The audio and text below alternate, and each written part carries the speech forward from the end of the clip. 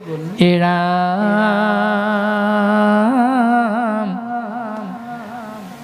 আৰু গুণি চাবা কলি মিলাইবে বিঘাত ধৰ্ম নষ্ট ভইলে পাপ বাঢ়িল ইহাত জানি ধৰ্মে কৰ্মে কৃষু নকৰি যতন সৰ্বক্ষণে কৰিওক শ্ৰৱণ কীৰ্তন। তোমালোকে গুণি চাবা, ভাবি চাবা। যদিহে ভাবি নোচোৱা কলিয়ে কিন্তু এফালৰ পৰা তোমালোকক ব্যাঘাত জন্মাই গৈ থাকিব। আৰু ধৰ্ম যদি নষ্ট হয় তেতিয়াহ'লে তাৰ দ্বাৰা পাপ হয়। কিন্তু কৰ্মক তুমি যদি সুন্দৰভাৱে গুৰুত্ব আৰোপ কৰি শাস্ত্ৰসন্মতে বুজি লৈ ধৰ্মৰ মাধ্যমেৰে আগবাঢ়ি গৈ তুমি যদি ভক্তি কৰা যত্ন সহকাৰে সাৱধানে, তেতিয়াহ'লে তুমি এই সংসাৰৰ পৰা তৰিব পাৰিবা।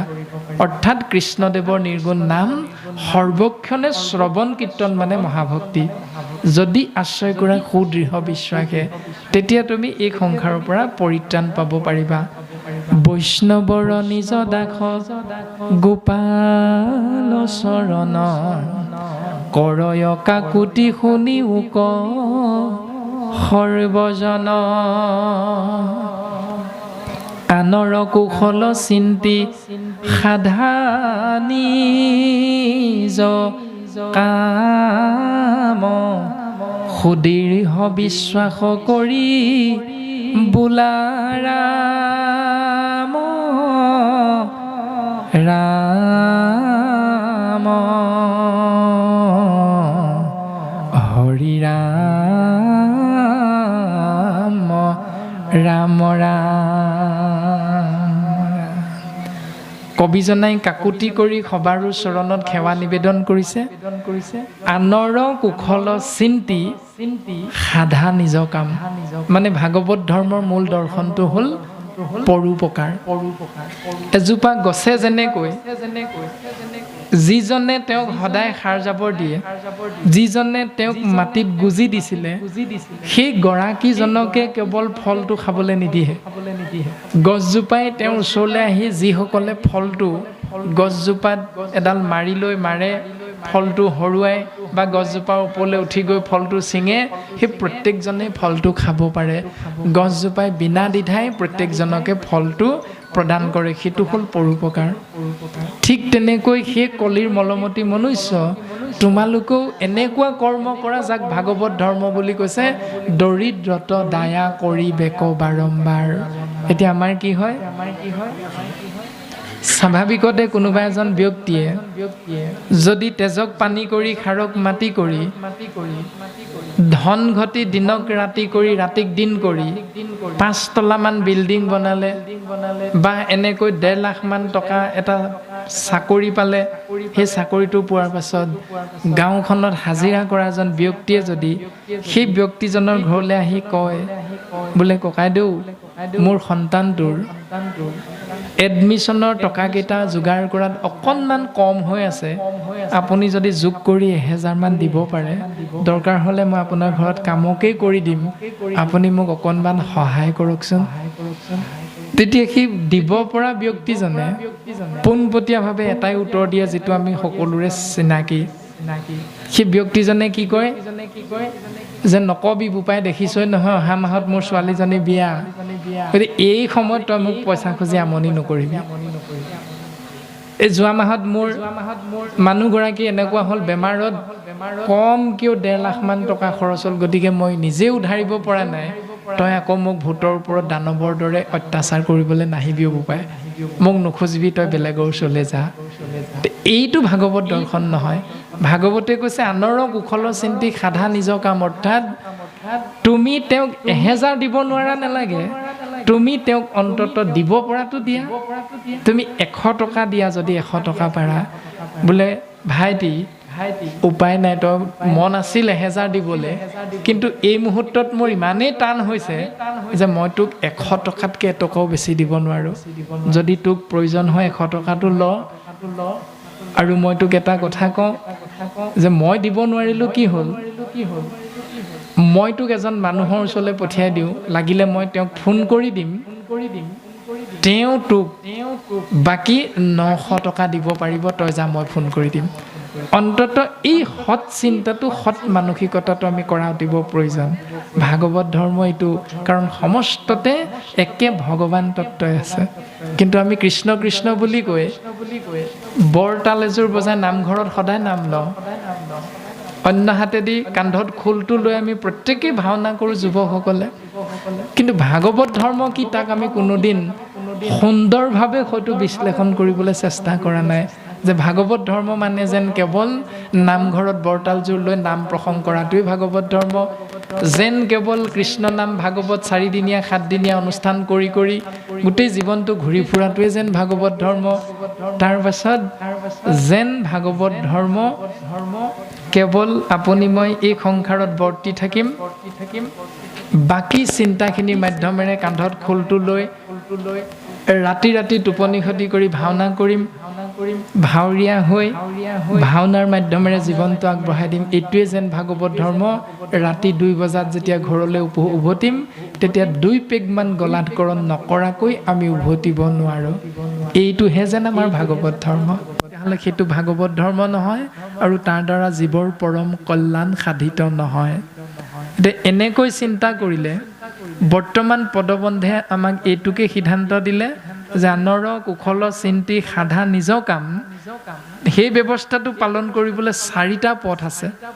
এটা হ'ল তুমি কিমান উপাৰ্জন কৰা, এটা চাকৰি কৰিছা এইটো ডাঙৰ কথা নহয়, সেই কৰ্মটোৰ দ্বাৰা তুমি হাজিৰা কৰি উপাৰ্জন কৰাই হওক, চাকৰি কৰি উপাৰ্জন কৰাই হওক, সেই ধনৰাশিৰ পৰা তুমি 4টা ভাগত ভাগ কৰা মাননিটো, উপাৰ্জনটো। প্ৰথম ভাগটো হ'ল যিজন ইক্ষতত্ত্বই তোমাৰ হৃদয়ৰ মাজত থাকি সমস্ত ব্ৰহ্মাণ্ড দৰ্শন কৰাই আছে, সেই ইক্ষতত্ত্ব আৰাধ্যদেৱ প্ৰভু ভগৱন্তৰ বাবে তুমি উপাৰ্জনৰ 4 ভাগৰ এভাগ তুমি তেওঁৰ চৰণত অৰ্পণ কৰা।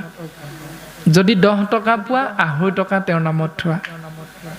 তাৰপাছত দ্বিতীয় ভাগটো হ'ল এই শৰীৰটো সোমাই আছে কৃষ্ণ তত্ত্ব, কৃষ্ণ তত্ত্বই পৰম আনন্দিতভাৱে শৰীৰটোত সোমাই থাকি 24টা তত্ত্বক পৰম কৃপা কৰিবৰ বাবে যি আহাৰ প্ৰয়োজন হয়, সেই আহাৰ মুঠি গ্ৰহণ কৰিবৰ বাবে তোমাৰ যি প্ৰয়োজনীয় টকা, সেই টকাকেইটাৰ দ্বিতীয় ভাগটো তুমি ৰাখি দিয়া।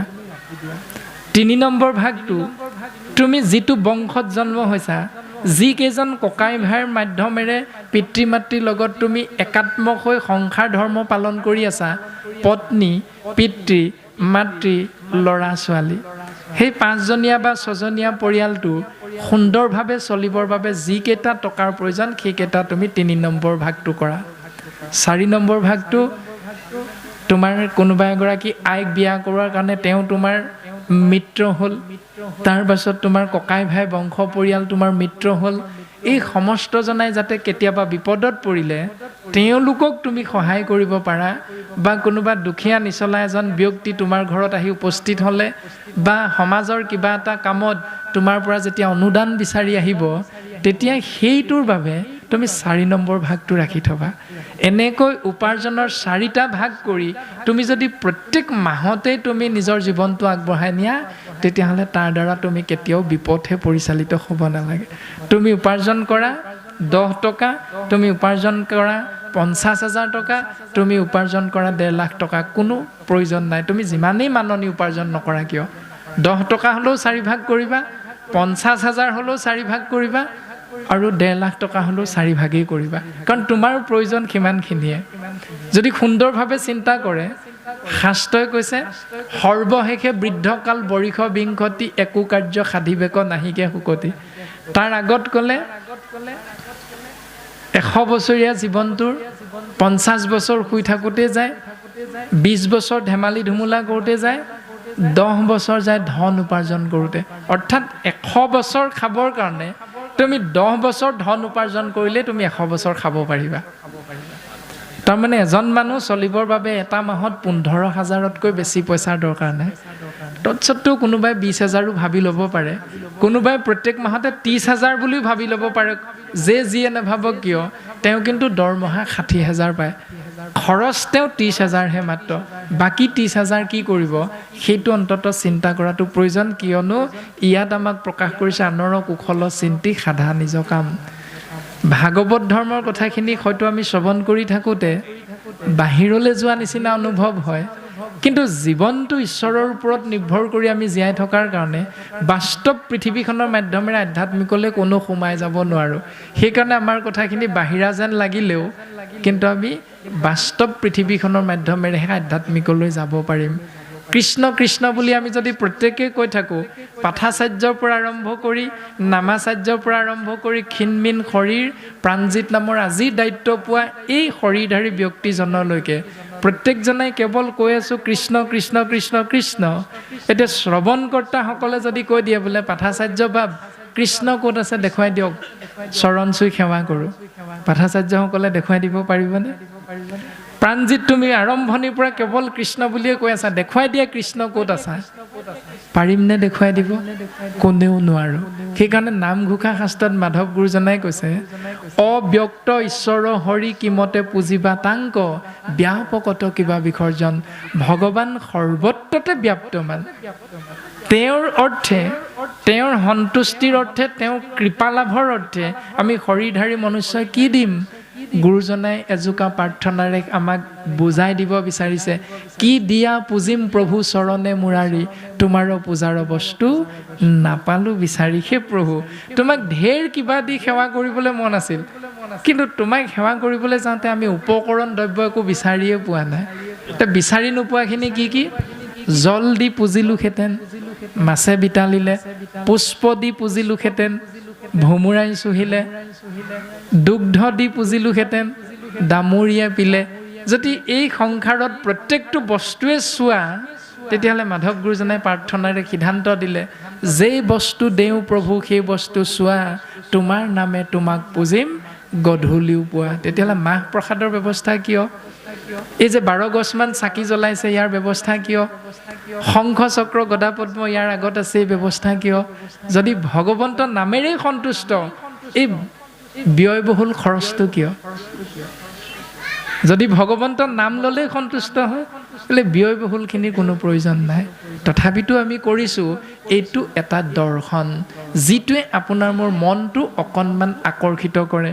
বোলে আমুক অনুষ্ঠানত 4 দিনীয়া ভাগৱত পাতিছিল, বৰ সুন্দৰ সাজ সজ্জা কৰিছে, এই সাজ সজ্জা চোৱাৰ লোভটো সামৰিব নোৱাৰিয়ে অন্ততঃ আপুনি মই কৃষ্ণ নাম শুনিবলৈ এই অনুষ্ঠানলৈ 1 ঘণ্টাৰ কাৰণে হ'লেও আমি আহিবলৈ বাধ্য হৈ গ'লোঁ। সেইকাৰণে এইবিলাকৰো প্ৰয়োজন আছে, কিন্তু তাৰ অৰ্থ নহয় যে এইবিলাক অনুষ্ঠানৰ অপৰিহাৰ্য অংগ, এইটো নহয়। সেইকাৰণে আমি চিন্তা কৰাটো প্ৰয়োজন যে অপৰিহাৰ্য অংগ বুলি ভাবি যদি তাতে আমি হাজাৰ হাজাৰ টকা খৰচ কৰোঁ, অন্য হাতেদি সেই দুখীয়া ব্যক্তিজনৰ ল'ৰাজনে এডমিশ্যনৰ বাবে 2,000 টকাৰ যেতিয়া যোগাৰ কৰিব নোৱাৰি আপোনাৰ মোৰ ওচৰত বিচাৰি আহিছিল, তেতিয়া আপুনি মই যদি এটকাও দিব নোৱাৰিলোঁ, তেতিয়াহ'লে এই ব্যয়বহুল খৰচটোৰ পৰা কাৰো উন্নতি নহয়, কাৰো লাভ নহয়। প্ৰত্যেকটো দৰ্শন ভাগৱতে কোৱা বাস্তৱ আৰু বিজ্ঞানসন্মত। গতিকে আমি চিন্তা কৰাটো প্ৰয়োজন, কেনেকৈ আগবাঢ়িম, কেনেকৈ আগবঢ়াই নিম নিজৰ জীৱন। এটা সৰু কথা ক'ম, তাৰ পাছত পাঠাচাৰ্যসকলে পাঠ আগবঢ়াব। সৰু কথাটো হ'ল যে আমি জনা নজনাৰ মাজেৰে যেতিয়া আমি ঈশ্বৰক সেৱা কৰিবলৈ পুৱা গধূলি চিন্তা কৰিম, তেতিয়া সমাজখনৰ উন্নতিৰ বাবে, গৃহখনৰ উন্নতিৰ বাবে আমি প্ৰত্যেকেই এটা ব্যৱস্থা আশ্ৰয় কৰিব পাৰোঁ। সেই ব্যৱস্থাটো হ'ল যে কোনোবাই দবা কোব মৰাৰ লগে লগে কৃষ্ণ বুলি ভাৱনাটো আহি যায়। আমাৰ নামঘৰত যেতিয়া সন্ধিয়া দবা কোবাব, তেতিয়া একেবাৰে নাস্তিকজনেও কৃষ্ণ বুলি কৈ দিয়ে, ভাৱনাটো আহি যায়। একেবাৰে ধলং পলংকে খোজকাঢ়ি অহা মদাহীজন, ভাঙৰ নিচাত খোজকাঢ়ি অহা ভঙুৱাইজনেও কৃষ্ণ বুলি ভাৱনাটো কিন্তু নহাকৈ নাথাকে। তেনেকৈ বুজা নুবুজাৰ মাজেৰে জীৱন আগবঢ়াই অনা প্ৰত্যেকজন শৰীৰধাৰী মনুষ্যই সমাজৰ উন্নতিৰ হকে এখন ফটোৰ সন্মুখত যেতিয়া এডাল ধূপ জ্বলাম তেতিয়া আমি এটা ব্যৱস্থা কৰিব পাৰোঁ। ব্যৱস্থাটো কি? উপাৰ্জনৰ ন্যূনতম এটকা এটা পাত্ৰত আমি ভৰাই দিব পাৰোঁ। ন্যূনতম 1 টকা আমি ফটোখনৰ ওচৰত ধূপ জ্বলাই কৃষ্ণ বুলি কৈ প্ৰাৰ্থনা কৰোঁ নকৰোঁ পাছৰ কথা। সেই ধূপডাল মহ খেদিবলৈ জ্বলোৱা ধূপো হ'ব পাৰে। মহ বেছি হৈছে, কৃষ্ণ ফটোখনৰ আগতে জ্বলাই দিওঁ, সেইটোও হ'ব পাৰে কাৰোবাৰ ভাৱনা। কিন্তু তুমি যে কৃষ্ণ বুলি ক'লা, তাৰ প্ৰতিদান হিচাপে ভগৱন্তৰ চৰণত তোমাৰ উপাৰ্জনৰ এটকা এটা টেমা বা টেকেলি নামৰ পাত্ৰত ৰাখি দিয়া। প্ৰত্যেক দিনাই তুমি কৃষ্ণ বুলি কওঁতে এটকা ৰাখি দিওঁতে সন্ধিয়া সময়ত এবছৰত 365 দিন থাকে আৰু এজন ব্যক্তিয়ে এটকাকৈ গোটাওঁতে 365 টকা হয়। যদি সেই ঘৰখনত দুজন ব্যক্তিয়ে সেইটো নিয়ম পালন কৰে তেতিয়াহ'লে দুটা 365 যোগ হ'ব। এনেকৈ এখন গাঁৱত জনা নজনাৰ মাধ্যমেৰে 100 ঘৰ ব্যক্তিৰ 100জন ব্যক্তিয়ে এদিনত কিমান টকা পাব? 100 টকা। 365 দিনত কিমান টকা পাব? অংকটো মোবাইলত মাৰিব লাগিব এতিয়া।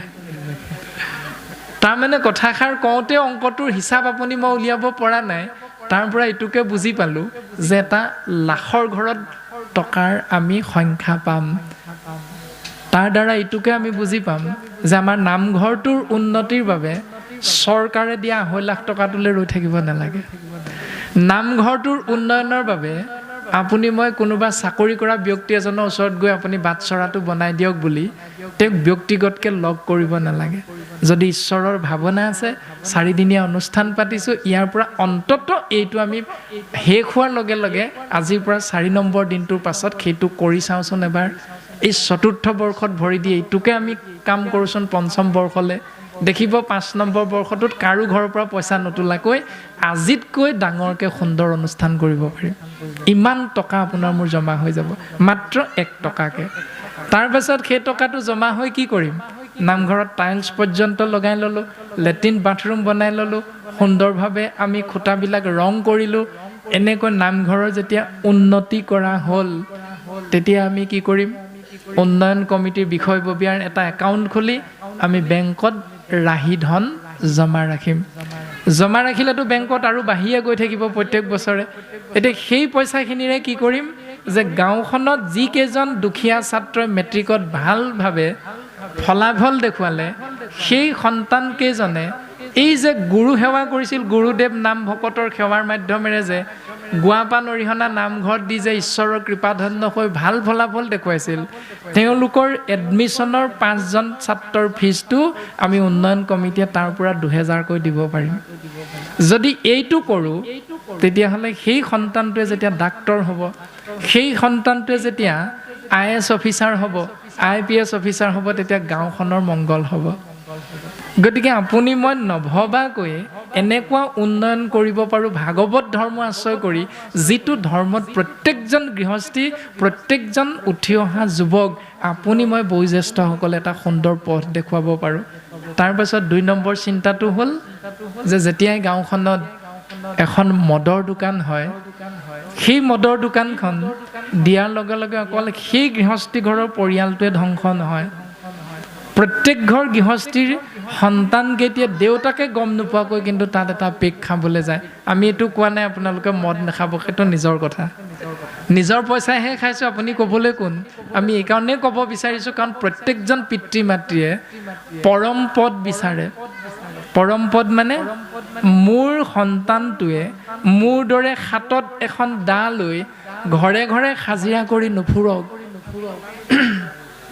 মোৰ সন্তানটোৱে ডাঙৰ হৈ ডাক্তৰ হওক, সেইটো পৰম পদ পিতৃয়ে চিন্তা কৰে।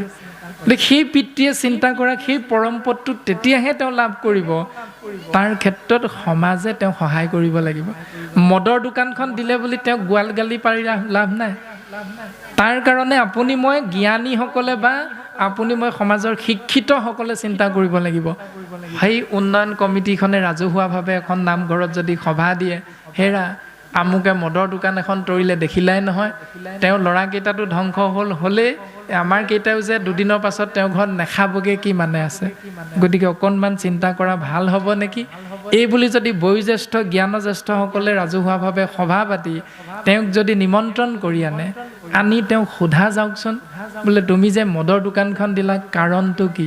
তেওঁ ক'ব বোলে দেখিছেই ককাইদেউ, মই এই 3টা ল'ৰা পঢ়োৱাৰ খৰচ হাজিৰা কৰি যোগাৰ কৰিব পৰা নাই, এডমিশ্যনৰ ফিজ, কাগজ কলমৰ ফিজ, গতিকে উপায় নাই আৰু এনেকৈ আগবাঢ়িব বিচাৰিছোঁ।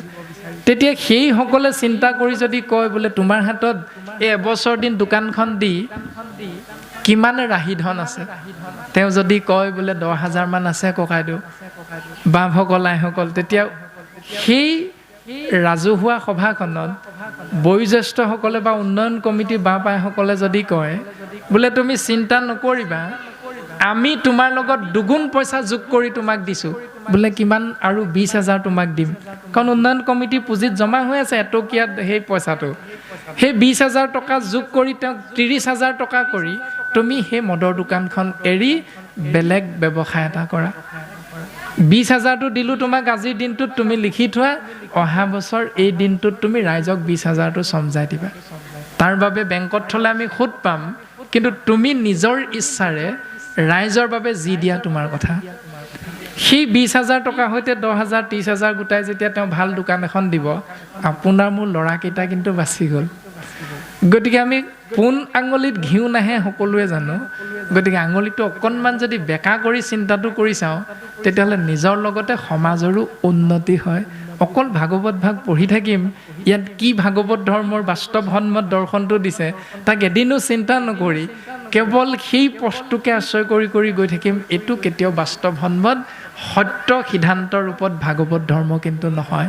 আমি চিন্তা কৰাটো অতীৱ প্ৰয়োজন, কাৰণ সাম্প্ৰতিক সময়খিনিত যুৱ উচ্ছৃংখলতাৰ দৰ্শনটো আপোনালোকে জানে, আৰু সাম্প্ৰতিক সময়খিনিত কেনেকৈ এজন বায়নে আজি 3 দিনৰ পাছত যিভাগী ভাওনা হ'ব, কি ভাওনা হ'ব?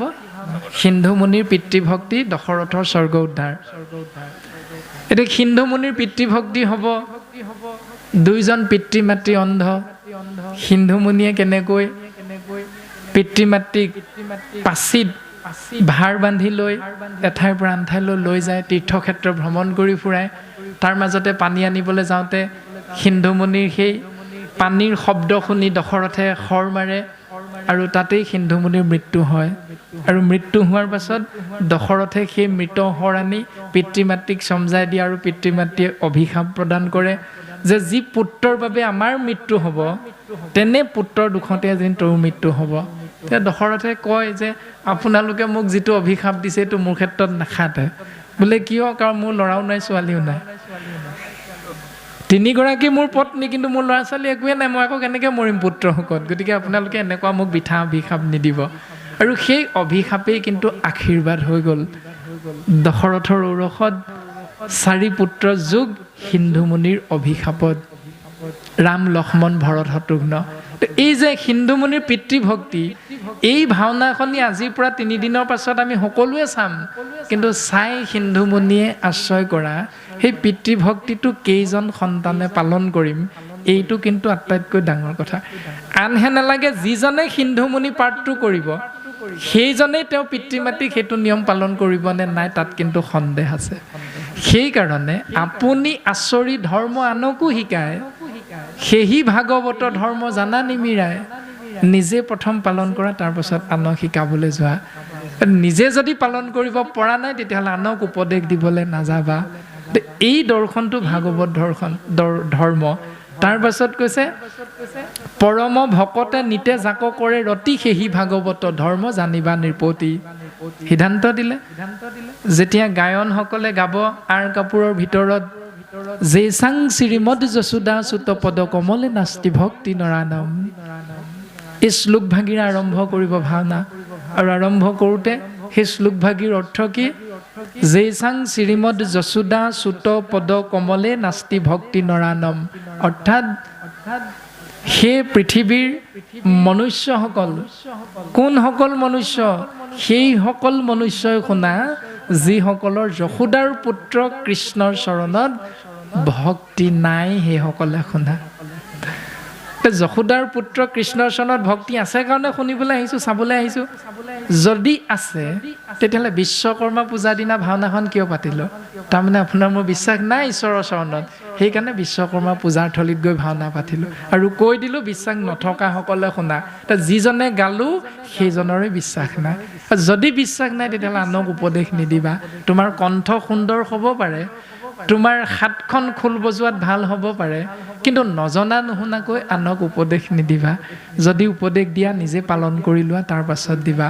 যিটো বিদ্যালয় পাঠ্যপুথিত শিকাইছিল যে উপদেশতকৈ আৰ্হি ভাল, হজৰত মহম্মদৰ এটি কাহিনীৰ মাধ্যমেৰে কৈছিল।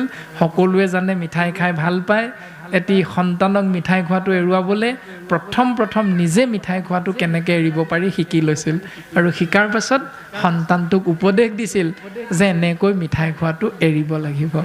গতিকে বিদ্যালয় পাঠ্যপুথিত দিয়া সেই দৰ্শন আজি আমি শাস্ত্ৰৰ মাধ্যমেৰে আধ্যাত্মিক দৰ্শন পাইছোঁ, ভাগৱত ধৰ্ম বুলি। বিদ্যালয় পাঠ্যপুথিটো সেইটো জ্ঞানেই দিছে আৰু ভাগৱতো একেটা জ্ঞানেই দিছে। গতিকে আমাৰ চিন্তাত তেতিয়াই খেলি মেলি লাগে যে বাহিৰলৈ নাযাব বুলি ক'লে আমি বুজি নাপাওঁ ক'ৰ বাহিৰলৈ যাব নালাগে। এতিয়া বাভমস্তৰ চৰণত সেৱা নিবেদন কৰা হৈছে। হিৰণ্যকশিপু আৰু হিৰণ্যাক্ষৰ জন্ম আৰু হিৰণ্যাক্ষৰ দিগ্বিজয় ছবি। শিৱদত্নী মৈত্ৰেয় ঋষি শুনিও মহাযখী, আতপৰে যেন কথা ভৈল, শুনি বিধাতাৰ বাক শংকা এৰি দেৱ যাক, পাছে নিজ স্থানে চলি গইল, দ্বিতীয় স্বামীৰ আজ্ঞা মনে স্মৰি পুত্ৰ দুইকো, গৰ্ভে ধৰি লন্তকতো কাল, সতেক বৎসৰ পূৰ্ণ ভৈল, পাছে যেবে দেৱ জন্মাইলন্ত দুতয় সৱাল। হে ৰাম হিবেলা উৎপাত ভৈল, স্বৰ্গমত্য পাতালত, লোকৰ পৰম ভয়ংকৰ, পৰ্বত সহিতে আনি ভূমিখণ্ড লৰিলেক, বজ্ৰপাত ভৈল গুৰুতৰ, ইন্দ্ৰখো দিখ জ্বলিলেক, উদয় ভৈলেক কেতু, নিৰ্ঘাত শবদ ভয়ংকৰ, প্ৰচণ্ড বতাহ বহি ফুকাৰ শবদ মহি, বৃক্ষ উভৰিল নিৰন্তৰ। কৃষ্ণ কৃষ্ণ কৃষ্ণ। বৰ্তমান ছবিভাগীৰ পদবন্ধই আমাক প্ৰকাশ কৰিছে যে বদতি মৈত্ৰেয় ঋষি শুনিওক মহাযখী, আতপৰে যেন কথা ভৈল। এই কথাখিনি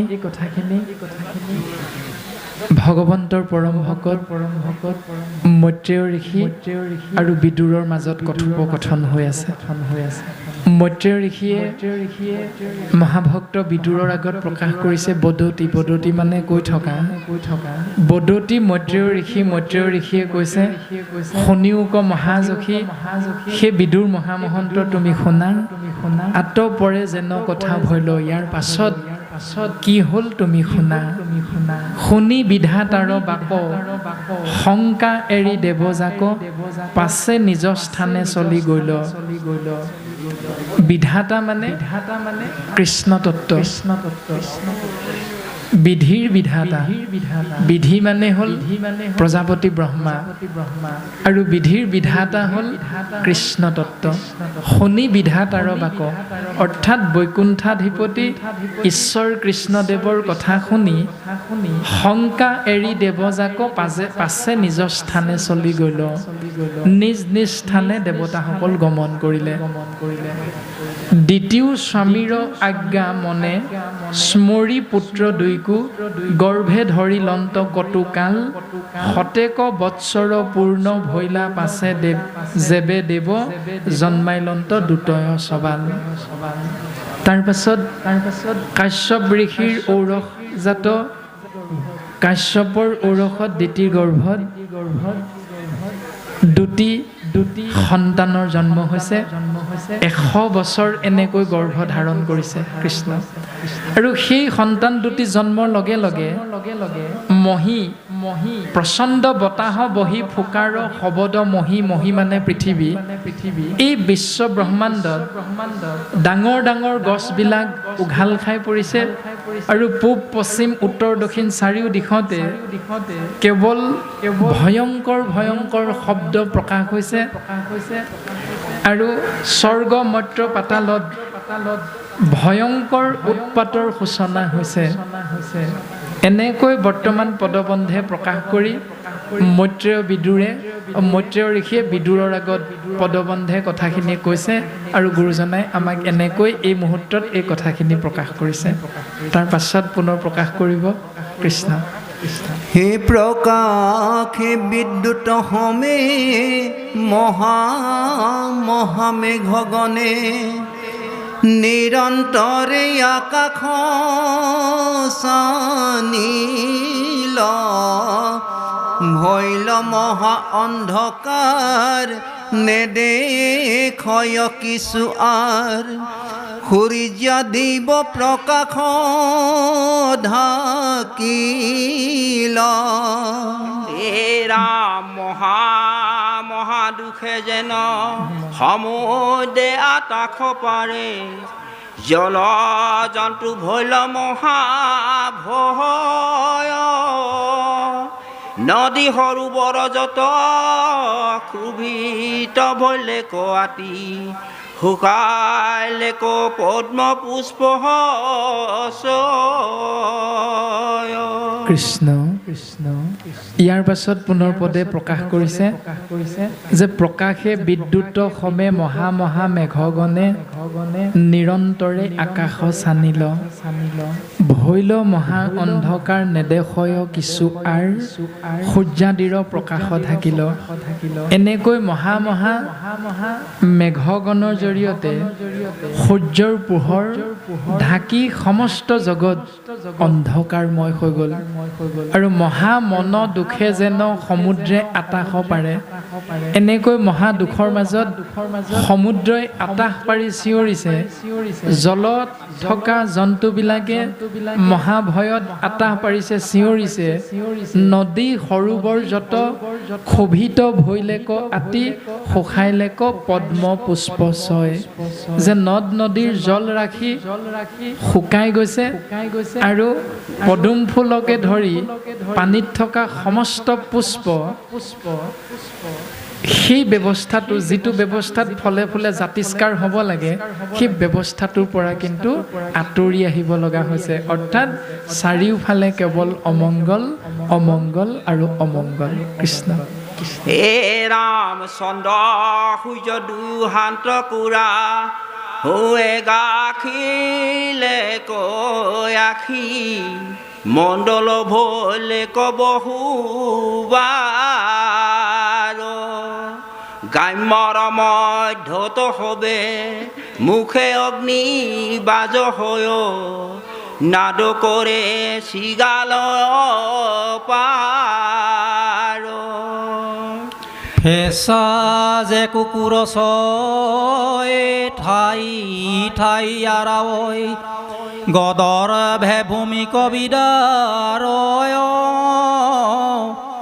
অৰণ্যত পশু হবে ভয়ে বিষ্ঠামূত্ৰয়েৰে বাসাহনতে পৰে পক্ষী ছয় গাই মানে ত্ৰাস হুয়া শুনি তব হয় মাত্ৰ পূজ বিষ্ঠা মেঘে বৰি হয় অনাবাৱে বৃক্ষগণ উভৰি পৰে দেৱতাৰ প্ৰতিমা কান্দ হে ৰামে আকাশত গ্ৰহগণ অন্যে যুদ্ধ কৰে ভৈলা ঘূৰ মহাউৎপাত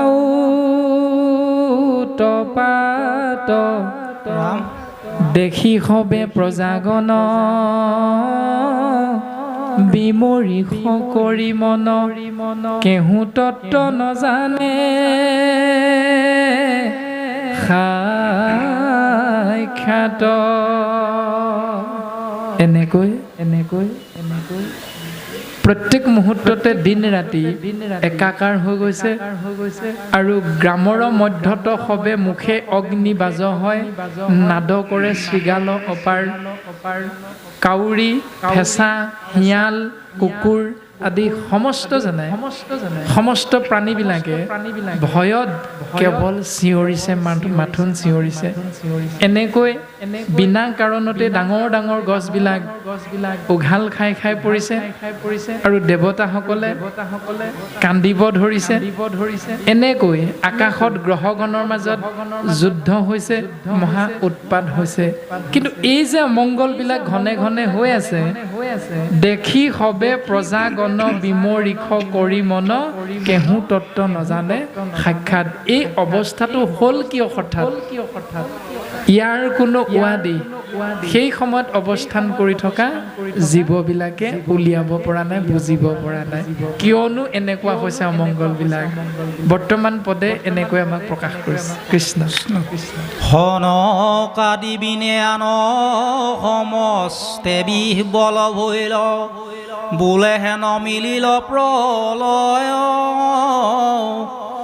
কৰো আবে কোন কাজ পলাই যাইব কোন ৰাজ হৰি হৰি নাখিলো নিশ্চয় পাছে দুয়ো আদি দৈত্য জন্মি আবাৰ হিবে লৈল আপোনাৰ পৰুষ দেখায় বৰজৰ সদৃশ পৰ্বত প্ৰমাণৱাতি ফুলন্তৰ ভয়ংকৰ কায় মাথাৰ কিৰিটি আগে স্বৰ্গ কচুৱন্তে আছে বাহু বেজুৰিল দিখয়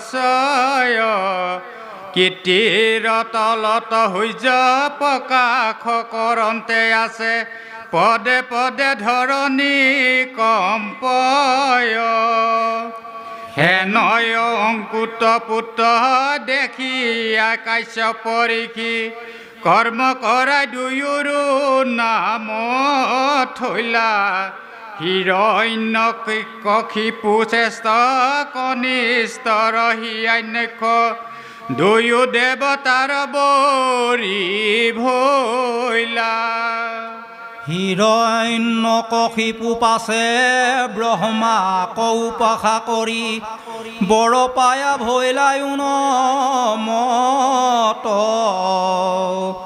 বাহু বলে মহাবলী লোক পাল সমন্দিতে বৈশ্য কৰিলে কৰ্তৃ জগত দিব সিংহাসন বখি থাকিলে কমহাজখী ব্ৰহ্মাণ্ডৰ ভুঞ্জি ভোগছয় অসুৰ কিন্নৰ নয় নাগ সিদ্ধ বিদ্যাধৰ দেৱ সৰ্বয়াসী উপাসয় দৰ্পিষ্ট বলিষ্ঠ দুষ্ট পুষ্ট ধৰ্মতনিষ্ঠ হিষ্টজন কম্পন দুৰ্জয় পৰম পচন্দৰণ্ড ভয়ে তাৰ ঘূৰ দণ্ড দেৱে দৈত্যে কাম্পিয়া থাকয়। এনেকৈ মৈত্ৰী ঋষিয়ে বিদুৰৰ আগত হিৰণ্যকশিপুৰ আৰু হিৰণ্যাক্ষৰ জন্ম হোৱাৰ পাছত কেনেকৈ এই সংসাৰখনত সেই অমংগলৰ ৰূপ প্ৰকাশ পাইছিল পদবন্ধে সুন্দৰভাৱে গুৰুজনাই দৰ্শন কৰাইছে যে হিৰণ্যকশিপু হ'ল জ্যেষ্ঠ, কনিষ্ঠ হ'ল হিৰণ্যাক্ষ, আৰু দুইজনেই এনেকৈ দেৱতাৰ শত্ৰু হিচাপে এই ভূখণ্ডত জন্মগ্ৰহণ কৰিলে আৰু ব্ৰহ্মাক উপাসনা কৰি অজেয় বৰ আশ্ৰয় কৰি এফালৰ পৰা সমস্ত লোকালোক ভ্ৰমণ কৰি দিগ্বিজয় কৰি দেৱতাসকলক পৰাজয় কৰি স্বৰ্গৰ অধিকাৰী হ'ল। এনেকৈ পদবন্ধে প্ৰকাশ কৰি আমাক দৰ্শন কৰাইছে যে বাহুবলে মহাগৰ্বে কান্ধে গদা গোট ধৰি নিশংক কাহাকো নাহি ভয়, ব্ৰহ্মাৰ বলত বলিয়ান হৈ কোনো জীৱলৈকে ভয় নকৰি এফালৰ পৰা সমস্তকে মষিমূৰ কৰি যাবৰ বাবে চিন্তা কৰিলে। হেনয় তাহাক দেখি লীন ভৈল দেৱ হ'ব মিলিল মনত মহাভয়। এনেকুৱা সেই ভয়ংকৰ, এনেকুৱা সেই হিৰণ্যকশিপুৰ হিৰণ্যাক্ষৰ কিম্ভূত কিমাকাৰ আচৰণ দেখি আচৰিত আচৰণৰ উমান পায় যেন গৰু ৰক দেখি ত্ৰস্ত হুয়া সৰ্পগণ শীঘ্ৰে যাই গৰ্তত পশয়। যেনেকৈ গৰুৰ পক্ষীক দেখাৰ লগে লগে সৰ্পবিলাকে গাঁতৰ ভিতৰত গৈ পলাই নিজৰ প্ৰাণ ৰক্ষা কৰিবলৈ চেষ্টা কৰে, তেনেকৈ হেনয় তাহাক দেখি হিৰণ্যকশিপুৰ আৰু হিৰণ্যাক্ষৰ চিন্তা ভাৱনা বুজি ৰূপ দৰ্শন পায় লীন ভৈল দেৱ হ'ব মিলিল মনত মহাভয়, যে আমাৰ আজি সৰ্বনাশ হ'ব, গতিকে আমি পলাব লাগে। এই ভাৱনাটো কৰি দেৱতাহঁতে তৎক্ষণাৎ নিজৰ স্থান এৰি দিহিঙে দিপাঙে পলাই ঘূৰি ফুৰিব লগা হ'ল। তাৰ পাছত ভগৱন্তক দেৱতাসকলে চিন্তা কৰিছে, নমো নমো কৃষ্ণ দেৱ তজু পাৱে কৰো হেব, বাপ দাস বুলি ধৰা মোক তজু গুণ নামে আতি সৰ্বক্ষণে শৌক ৰতি বৈষ্ণৱৰ প্ৰীতি নুগুচুক। হে প্ৰভু, গুৰুজনাই সেৱা নিবেদন কৰিছে। হে প্ৰভু, মৈত্ৰেয় ঋষিয়ে সেৱা নিবেদন কৰিছে। হে প্ৰভু, ৩৩ কোটি দেৱ দেৱতাই ভগৱন্তৰ চৰণত সেৱা নিবেদন কৰিছে। হে প্ৰভু জগন্নাথ, প্ৰণামো দমায় মাথ, মই কিংকৰত এহিমত, শিখায়ুক নাৰায়ণ মুখ্য অৱস্থাত যেন ৰতি হুৱে তজু চৰণত। হে প্ৰভু, কৃপালু গুৰুজন বস্তুৱে দৰ্শন কৰাইছে যে হে প্ৰভু, শালুক্য সাজুৰ্য সাৰূপ্য সামীপ্য আৰু নিৰ্বাণ বা মুখ্য, এই মুখ্য প্ৰাপ্তিৰ বাবে কেৱল তোমাৰ চৰণতহে যেন আমাৰ ৰতি প্ৰীতি ভক্তি হয়, এই কৃপাকণ তুমি আমাক বৰিষণ কৰা প্ৰভু। আৰু এইটোকে উপদেশ প্ৰদান কৰি গুৰুজনাই আমি সমস্ত জনা কলিৰ মলমতী মনুষ্যক এই দৰ্শনটো শাস্ত্ৰসন্মতে প্ৰদান কৰিছে। ও সময় যাৰ যত জন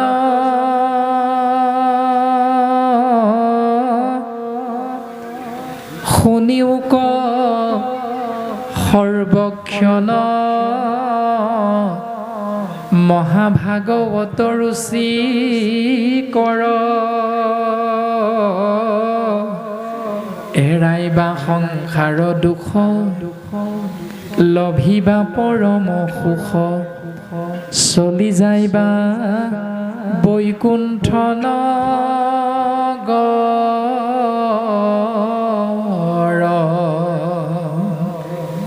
সেই সভাসদবৰ্গ, সেই সুধীবৃন্দ, তোমালোকে প্ৰত্যেক মুহূৰ্ততে মহাভাগৱতৰ মহান তত্ত্বৰ ৰস পান কৰা, তেতিয়া কি হ'ব? এৰাইবা সংসাৰৰ দুখ। তোমালোকে যি দুখৰ মাজত অৱস্থান কৰিছা, এই সমস্ত দুখৰ পৰা পৰিত্ৰাণ পাব পাৰিবা। আৰু বিপৰীতে লভিবা পৰম সুখ, তোমালোকে পৰম সুখ লাভ কৰিব পাৰিবা আৰু চলি যাইবা বৈকুণ্ঠ নগৰ। তাৰ বাবে তোমালোকে বৈকুণ্ঠলৈ সুন্দৰভাৱে ঘূৰি যাব পাৰিবা। কৃষ্ণৰ কিংকৰ নিজ গোপাল চৰণ দ্বিজ কহে কলি যুগে গতি নাম। কৃষ্ণৰ কিংকৰ স্বৰূপ গোপাল চৰণ গুৰুজনাই তৃতীয় স্কন্ধত হিৰণ্যকশিপুৰ আৰু হিৰণ্যাক্ষৰ জন্ম আৰু হিৰণ্যাক্ষৰ দিগ্বিজয় ছবি ছন্দভাগীৰ একেবাৰে শেষত সিদ্ধান্ত দিছে যে কলিৰ কৰাল গ্ৰাসৰ পৰা পৰিত্ৰাণ পাবৰ বাবে একমাত্ৰ গোবিন্দ মহাপ্ৰভু কৃষ্ণ গোসাঁইৰ নিৰ্গুণ নামেই হ'ল উত্তম পথ। লাজ ভয় পৰিহৰি মনেও বিশ্বাস কৰি সৰ্বক্ষণে বোলা ৰাম ৰাম। তুমি লাজ এৰা, সন্মান নিবিচাৰিবা, সকলো মান অভিমান ত্যাগ কৰি মনত সুদৃঢ় বিশ্বাসেৰে তুমি কেৱল প্ৰত্যেক মুহূৰ্ততে ৰাম ৰাম কৃষ্ণ কৃষ্ণ হৰি হৰি বিষ্ণু বিষ্ণু এই ভাৱনাযুক্ত হৈ সংসাৰত তুমি কৰ্ম কৰি যোৱা। এই দৰ্শনটো আমাক সুন্দৰভাৱে প্ৰকাশ কৰিলে। এতিয়া এদিন দুদিন বুলি কোৱা নাই, এঘণ্টা দুঘণ্টা বুলি কোৱা নাই, সৰ্বক্ষণতে তুমি কৃষ্ণ নাম আশ্ৰয় কৰা। তাৰ বাবে তুমি ক'ত আছা? মাধৱ গুৰুজনে নামঘোষা শাস্ত্ৰত উল্লেখ কৰিছে, হৰি নাম কীৰ্তনত নাহি কাল দেখ পাত্ৰ নিয়ম সংযম একো বিধি। এইখিনিতে আকৌ গণ্ডগোল এটা লাগি থাকে আমাৰ, যে হৰিনাম কীৰ্তনত নাহি কাল দেখ পাত্ৰ। হৰিনাম কীৰ্তন কৰিবলৈ সময় স্থান আদিবিলাকৰ নিৰ্ধাৰণ গুৰুজনে আমাক নাই কৰা, যে তুমি য'তে ত'তে কৃষ্ণ নাম ক'ব পাৰা। অৰ্থাৎ যিকোনো দেৱ দেৱতাৰ আগতো গৈ তুমি কৃষ্ণ নাম আশ্ৰয় কৰি দিব পাৰিবা। এনেকুৱা ভাৱনাটো আমাৰ কিন্তু নহাকৈ নাথাকে।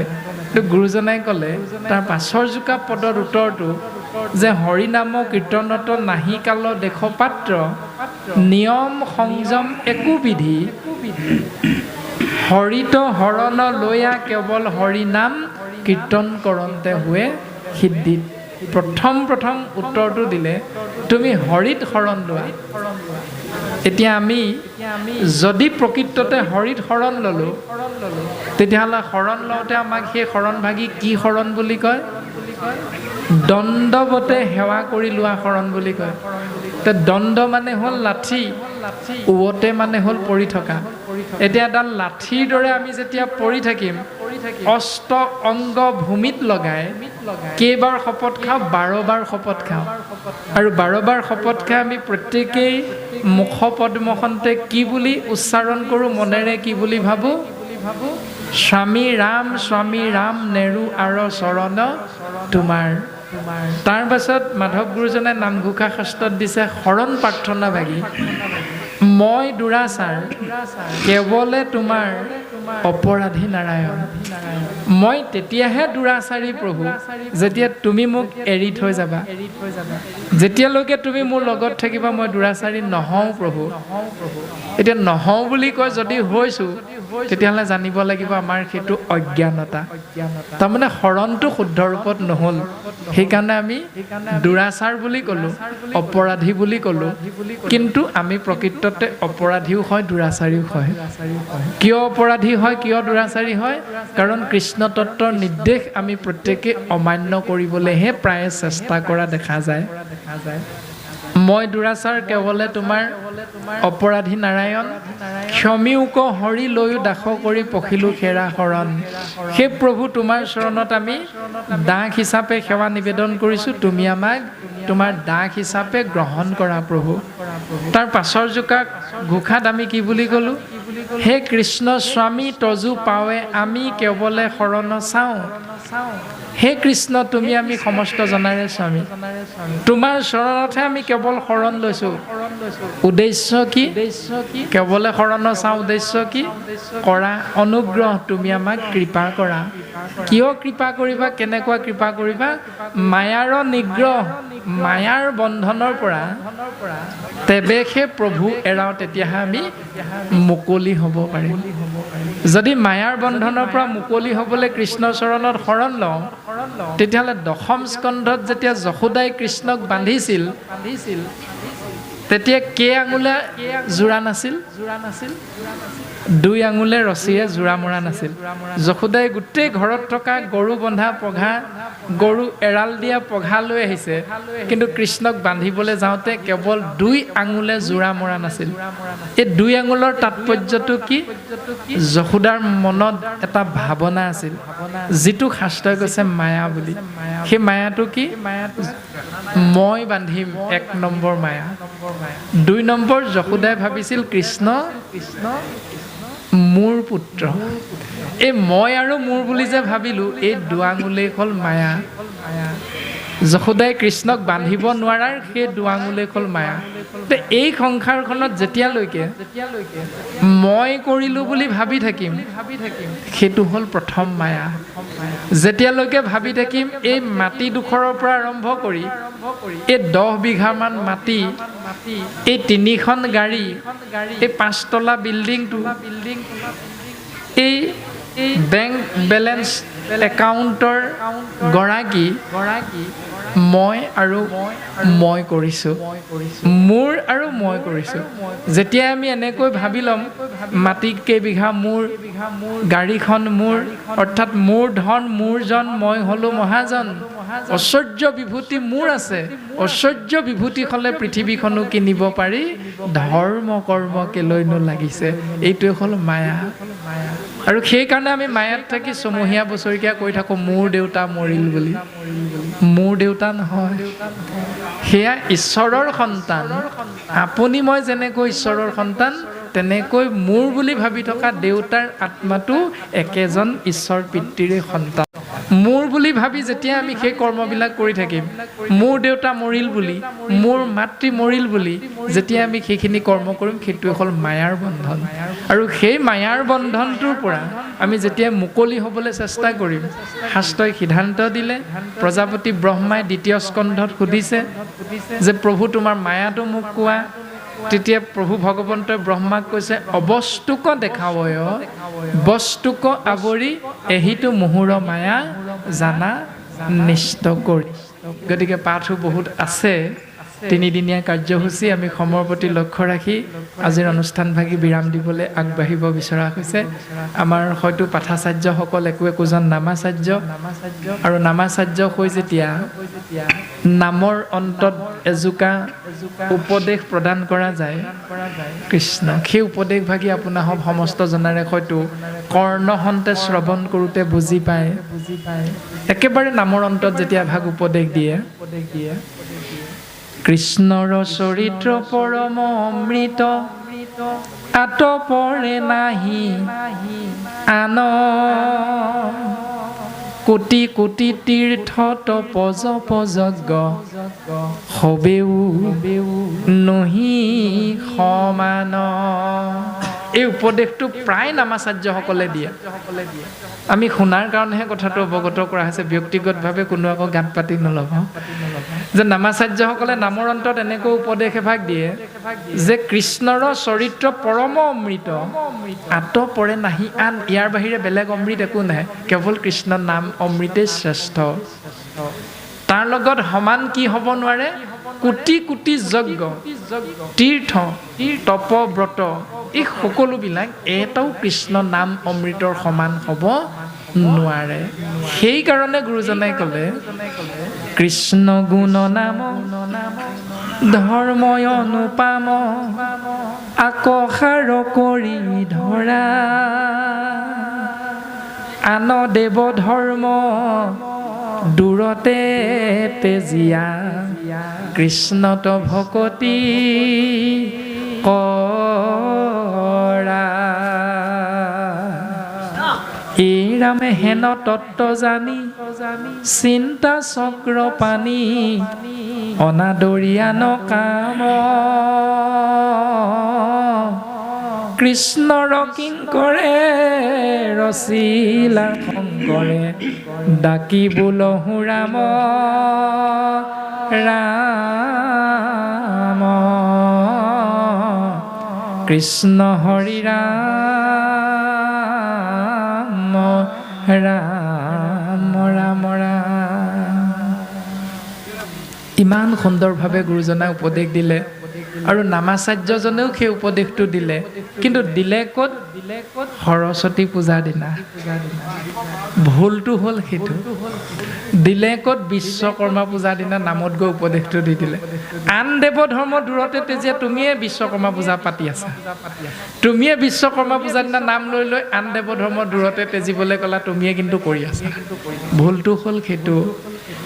যেতিয়া আমাৰ যুৱকসকলে দিহানাম গাব, দিহানাম গাওঁতে যেতিয়া বিশ্বকৰ্মা পূজাৰ দিনা নাম গাব, তেতিয়া প্ৰথম শ্লোকভাগী কি বুলি গায়? জয় গুৰু শংকৰ। গুৰুজনাৰ জয় জয়কাৰ ঘোষণা কৰিছে। সৰ্বগুণৰ আকৰ গুণাকৰ, যাক এৰি নাহিকেও পাম, যাৰ তুলনা কৰিব নোৱাৰি, যাৰ উপমা দি শেষ কৰিব নোৱাৰি। তু হাৰি চৰণকো ৰেণু শতকোটি বাৰ একো কৰোহো প্ৰণাম, যিজন শংকৰ গুৰুৰ জন্ম হওঁতে দুৰ্গা দেৱীৰ সন্মুখত বন্তি গছিল, নুমাই গৈছিল।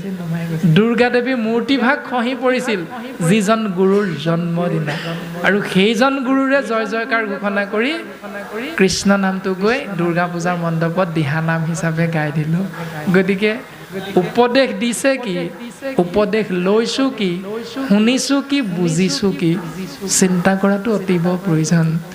গতিকে এই বেমেজালিখিনিৰ পৰা যদি আমি, এই বিপদৰ পৰা যদি আপুনি মই উদ্ধাৰ পাব বিচাৰোঁ, কেৱল কৃষ্ণ নাম আশ্ৰয় কৰি শুদ্ধ সাত্বিক ভাৱাপন্ন হৈ আমি জীৱন আগবঢ়াই নিবলৈ চেষ্টা কৰাটো অতীৱ প্ৰয়োজন।